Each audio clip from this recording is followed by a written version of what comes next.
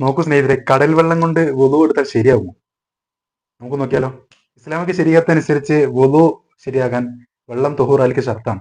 അതനുസരിച്ച് പുഴയിലെ വെള്ളം, തോട്ടിലെ വെള്ളം, കിണറിലെ വെള്ളം തുടങ്ങിയവയൊക്കെ തഹൂറാണ്. അതുകൊണ്ടൊക്കെ വുളു എടുത്താൽ ശരിയാകും. എന്നാൽ ഇളനീ വെള്ളം, നാരങ്ങ വെള്ളം, ജ്യൂസ്, കാപ്പി, ചായ, പാല് തുടങ്ങിയവയൊക്കെ ത്വാഹിറാണ്.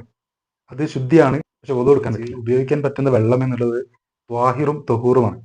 ത്വാഹിർ എന്ന് പറഞ്ഞാൽ ശുദ്ധമായ വെള്ളം, തഹൂർ എന്ന് പറഞ്ഞാൽ അതിശുദ്ധമായ വെള്ളം. അഥവാ സ്വയം ശുദ്ധമാണ് താനും, മറ്റൊന്നിനെ ശുദ്ധിയാക്കാൻ കഴിയും ചെയ്യും.